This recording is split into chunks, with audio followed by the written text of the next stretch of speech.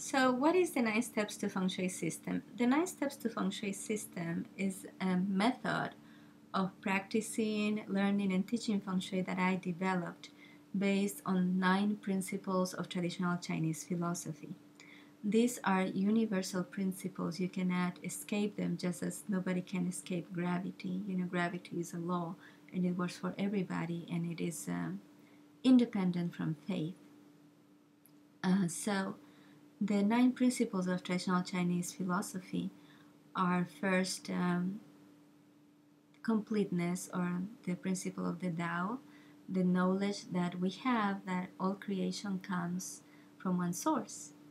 And the reason we know that all creation comes from one source is that we see the same patterns repeated in the macrocosm and in the microcosm. For example, spirals. You see galaxies that are in the shape of spirals, and then you see the same spiral patterns repeated in a shell. And even if you look at the hair, at human hair, you'll see that at the crown, the hair is arranged in a spiral. We see the spirals patterns also produced in hurricanes and storms. So, and that's just to mention one pattern, but there are multiple patterns that we can see in the larger universe, and we can also see in smaller items in our world. And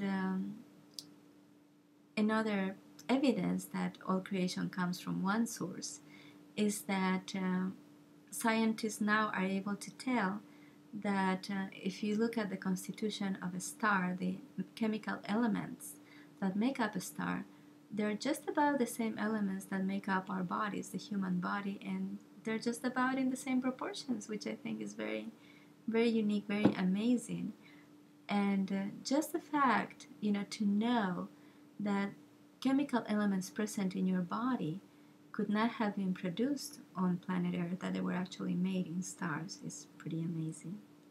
So that's the first principle, is knowing that all creation comes from one source. At the same time that creation is still evolving, is still developing, it is also complete in design.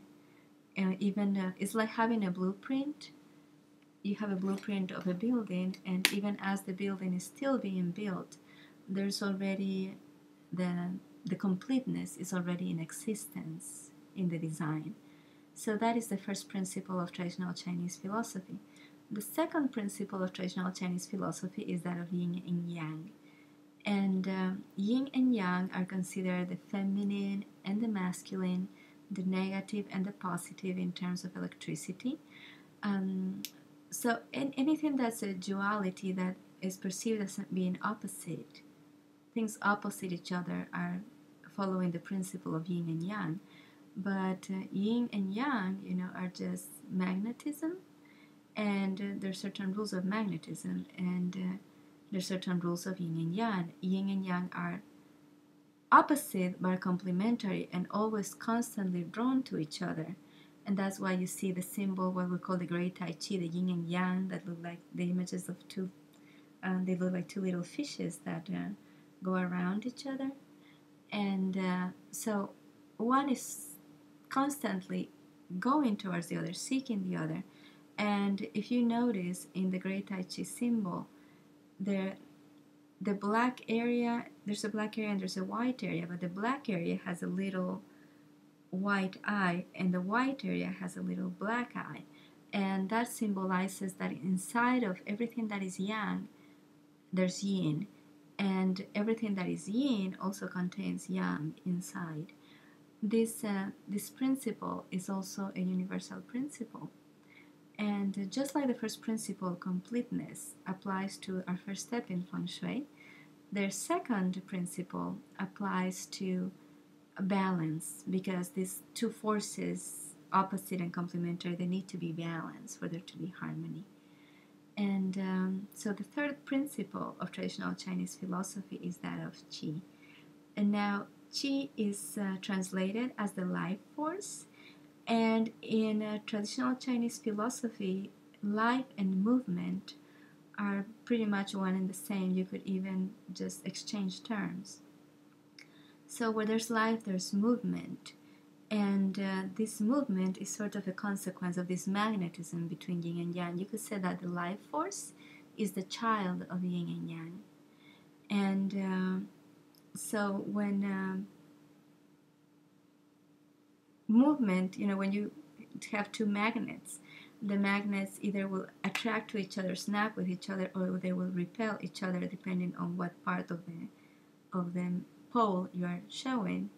And but there's always movement when magnetism is present. So magnetism generates movement, and we say that yin and yang generate life, and qi is the life force. So that's universal principle number 3. Universal principle number 4 is that of rhythm. The whole universe is arranged, is organized based on cycles. The rotation of the planets on their own axis, the rotation of the planets around their star, the rotation of solar systems around the galaxy. It's all based on cycles, and cycles indicate a rhythm. There's if you look at a cycle like a wave, there's the rising time, there's a cusp, then there's a waning time, and then there's a descent, and the wave starts all over again. So, rhythm is a very important universal principle number 4. And as we'll see later, in our planet, rhythm is usually represented by 4 beats. And then we have universal principle number 5, which is the 5 elements. And the 5 elements in the Eastern concept are water, wood, fire, earth, and metal. And these 5 elements are essences or movements. It's hard to describe them because they don't actually have a physicality the way we're used to. Think about the chemical elements, for example, but the Chinese, the Eastern 5 elements, they actually indicate directional movements and essences, so that everything can be explained in terms of the 5 elements. The 5 elements can support each other, they can control each other, or they can destroy each other. And that is something that you learn in depth when you take the certification class. But then we move on to number 6. The 6th universal principle is that of vibration or sound. In Feng Shui, we use the concept of the 6 true words, the Om, Ma, Ni, Pad, Me, Hum. Now, most people are well acquainted with the Om because it is what is chanted in many religions and philosophies and yoga studios, the Om. But it's actually, the Om is just the first of 6 true words. Now, the 6 true words are believed to be vibrations that can change vices into virtues. And of course, we're just doing a cursory glance at the universal principles today, but if you take the certification course, you will study these in depth. Then you get number 7. Principle number 7 is the principle of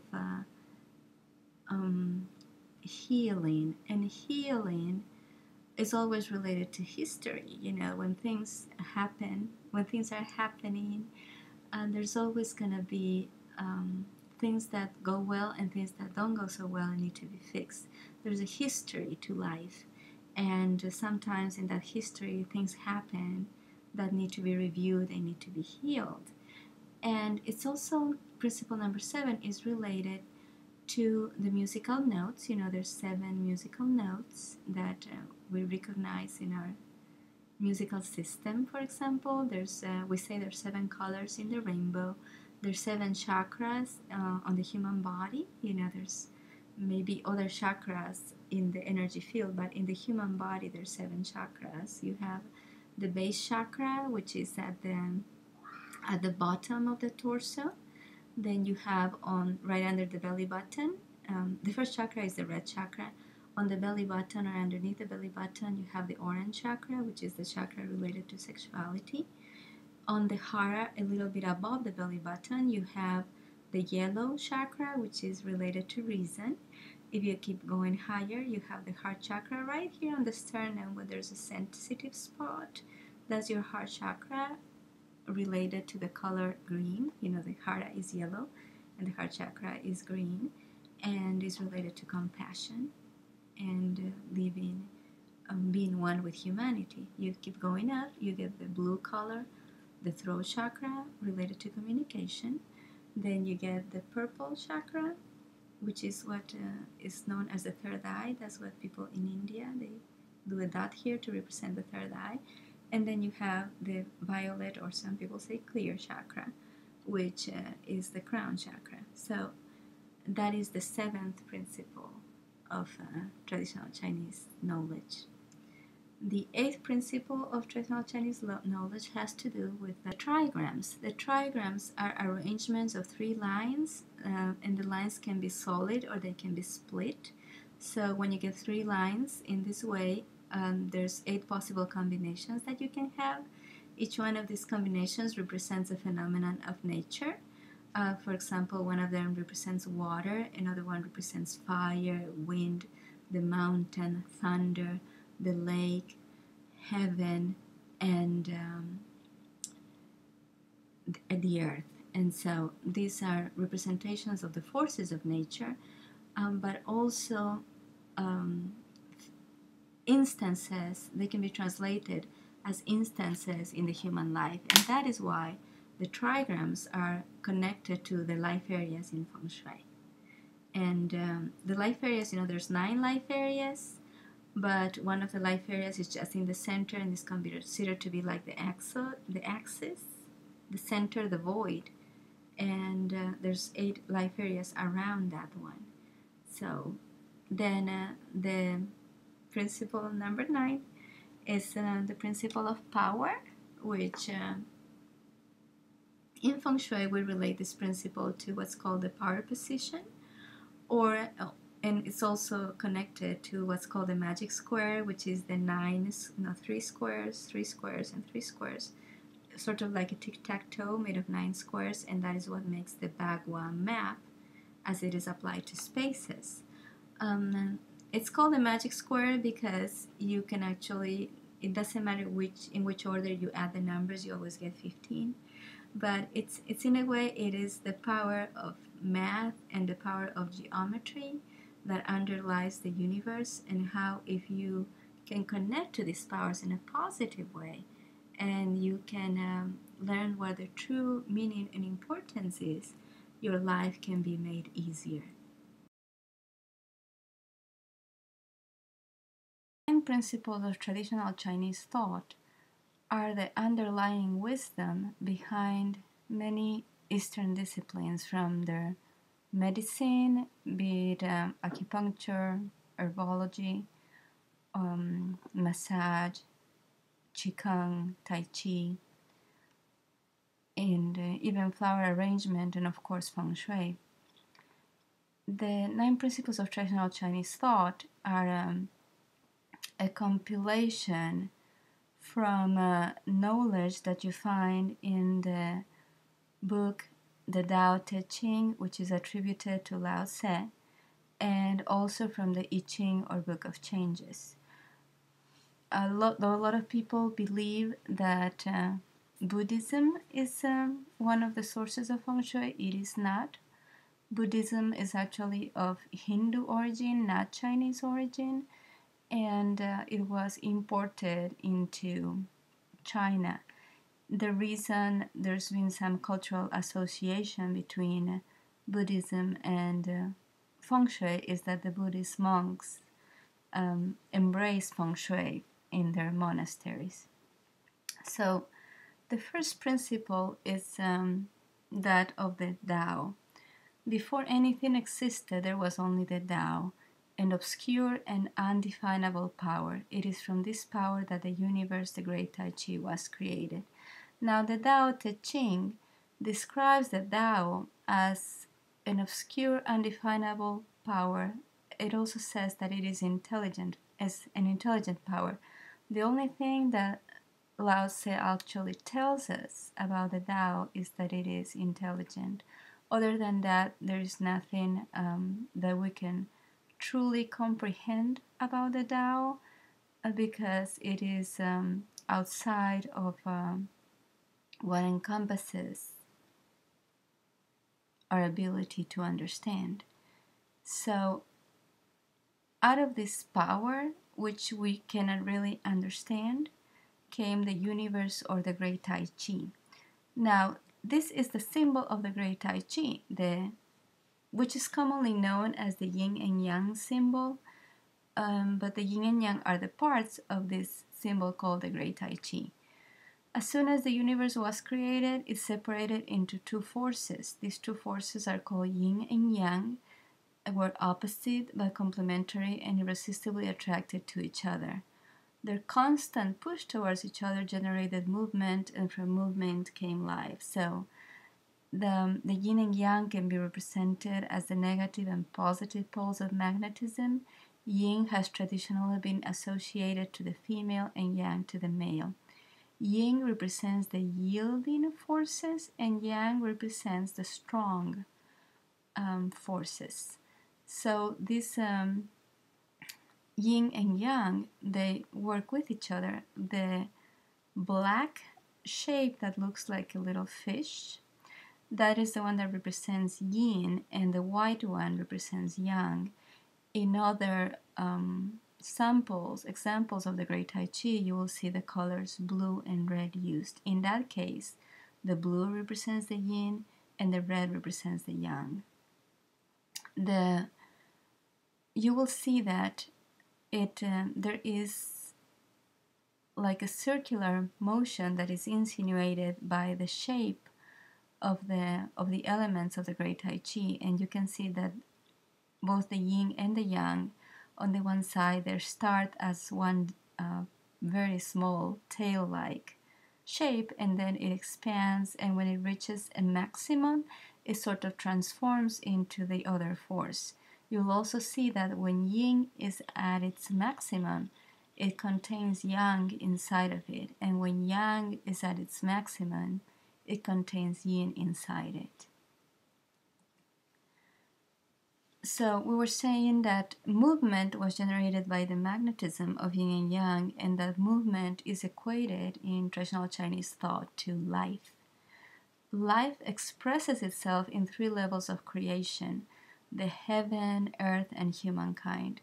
Heaven is related to our thoughts, humankind is related to our emotions, and earth is related to action.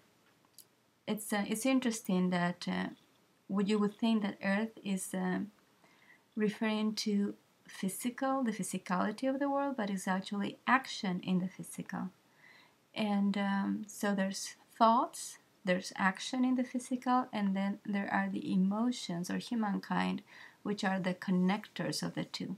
This is why in traditional Chinese thought, humans are considered the connectors of heaven and earth.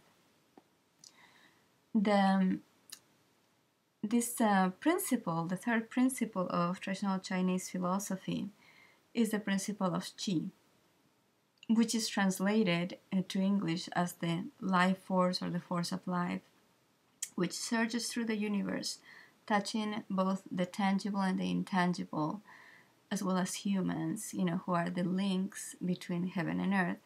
But it's interesting to note that in Chinese thought, even though objects are not considered to have a soul, we do consider that objects are impregnated by the life force as you use them. For example, if you compare a formal dining room to a breakfast area, there's a difference in the quality of the spaces. The breakfast area, which is used every day, is imbued with the life and the activity of the occupants of a home, whereas a formal dining room that is very, very rarely used often appears as cold and uninhabited.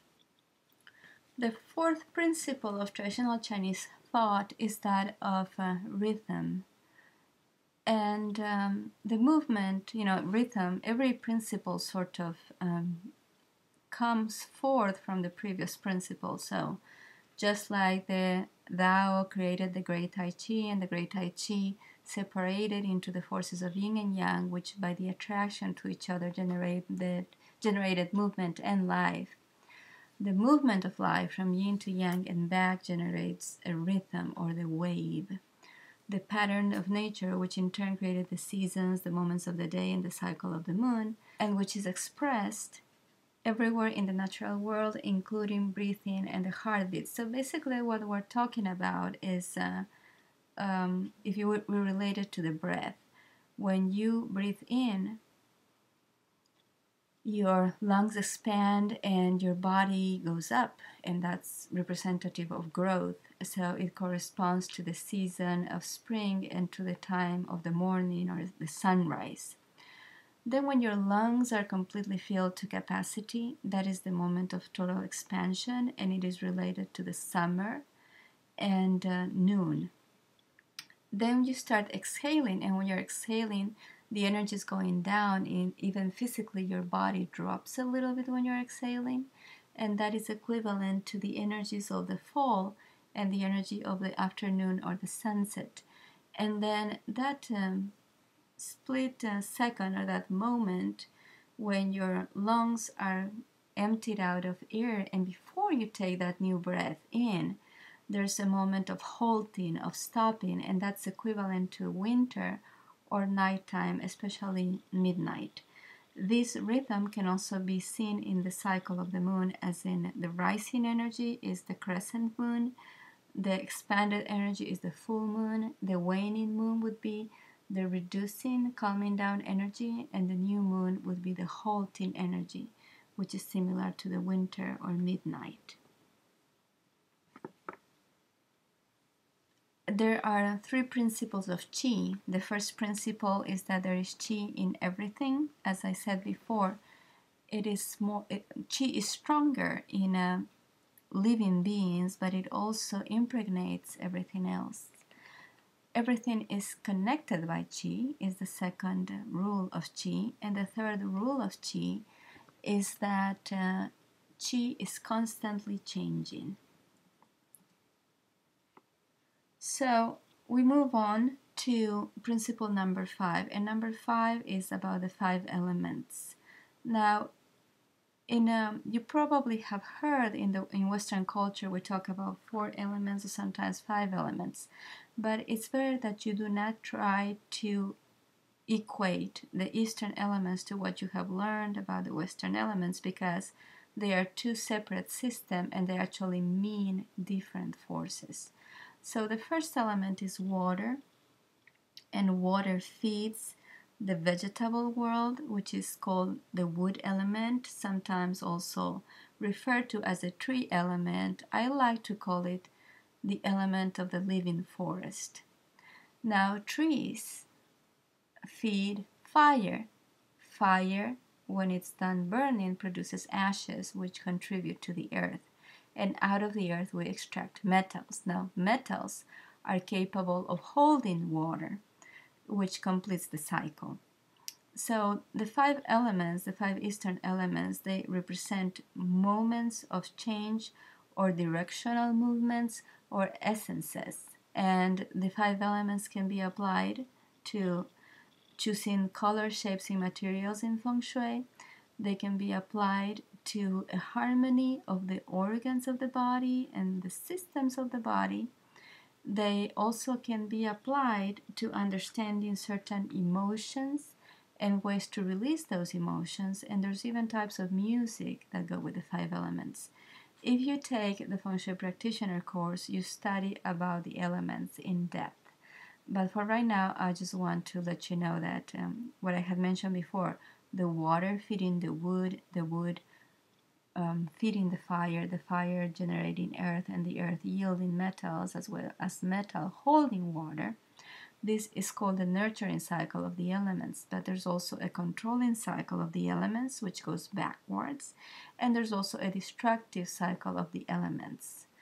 And the 5 elements are in a system of checks and balances, and it's a very, very fascinating field of study. In traditional Chinese thought, you can explain pretty much every aspect of life with 5 elements knowledge.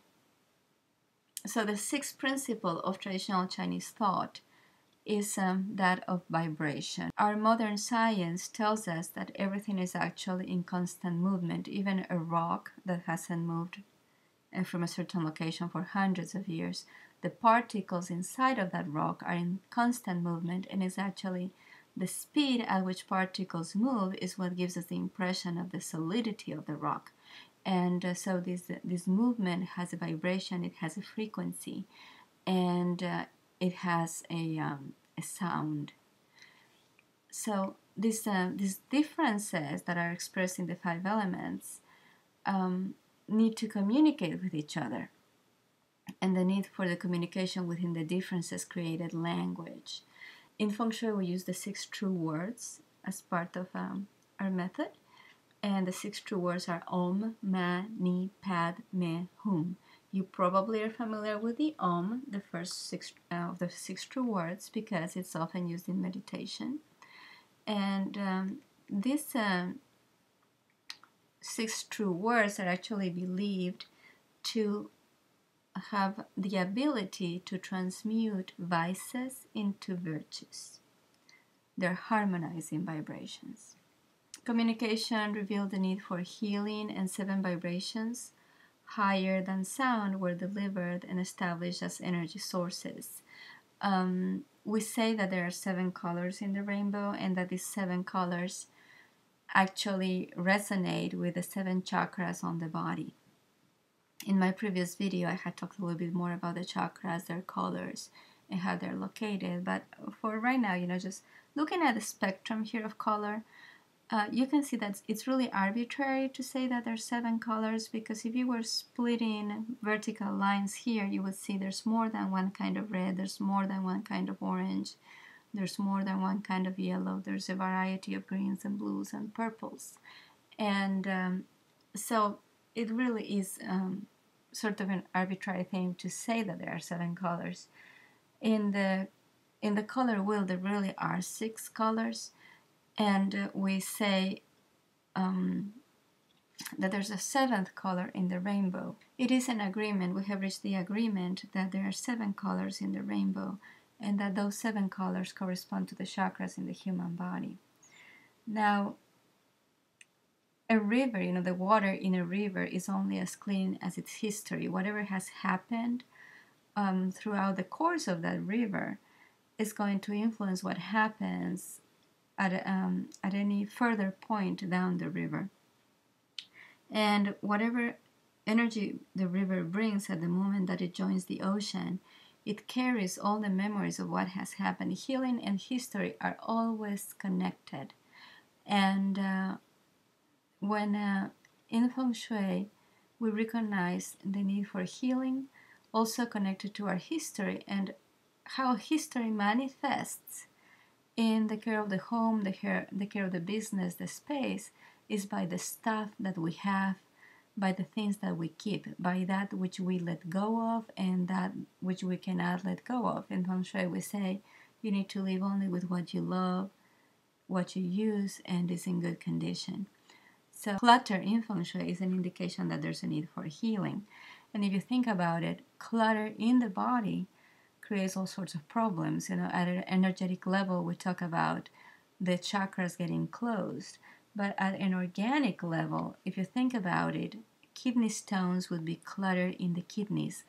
Gallbladder stones would be clutter in the gallbladder. Arterial deposits would be clutter in the blood vessels. And so what we can see is whenever something gets cluttered in the body, creates problems.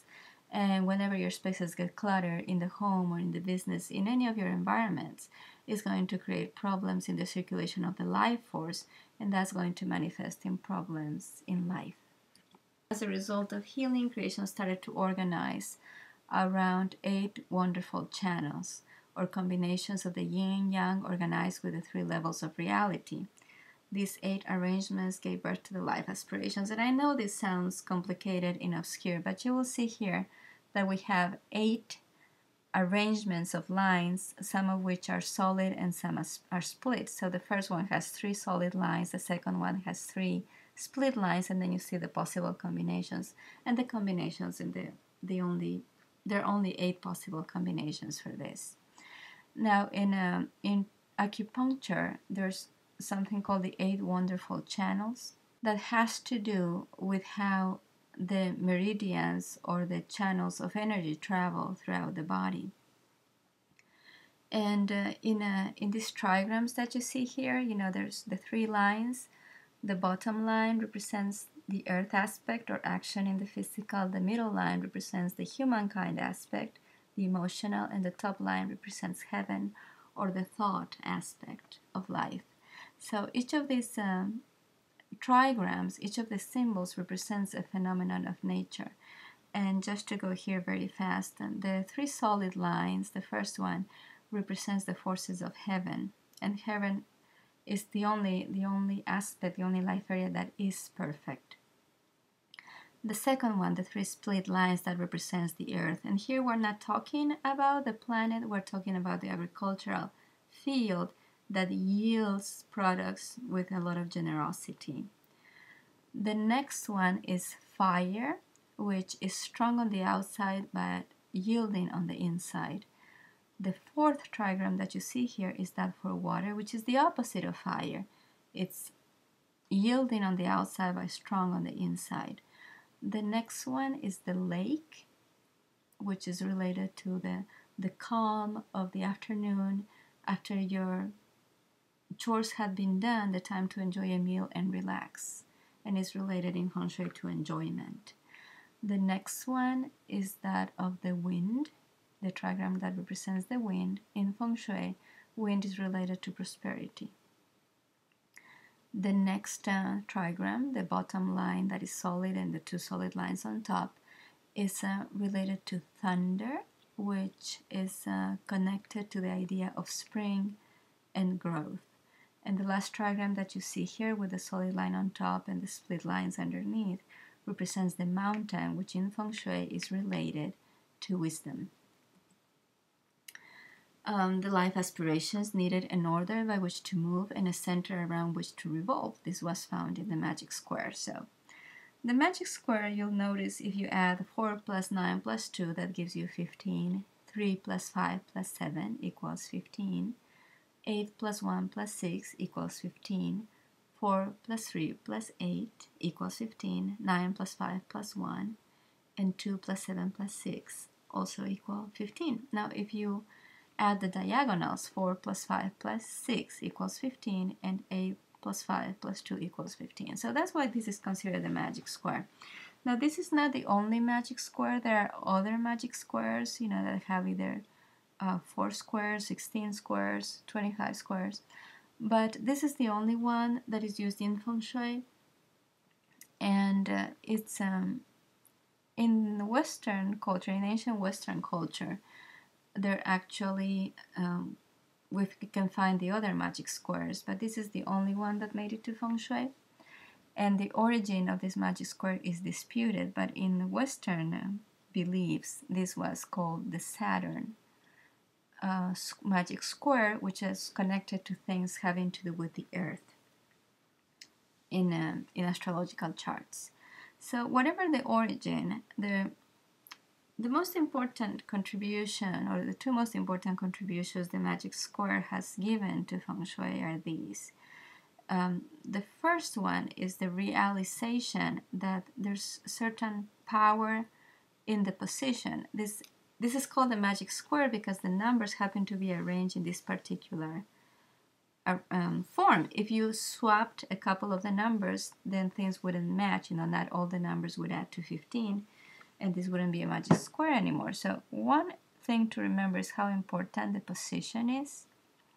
And the other contribution of this magic square to Feng Shui is that it gives us the numbers for the associations and the locations with the life areas. So the magic square is the basis for the Bagua map, where the number 1 represents career, life mission, and individuality. The number 2 represents marriage, relationships, and partnerships. The number 3 represents health, family, and community. The number 4 represents wealth, prosperity, and self-worth. The number 5 is at the center, which in my system, I call the center of good fortune and gratitude.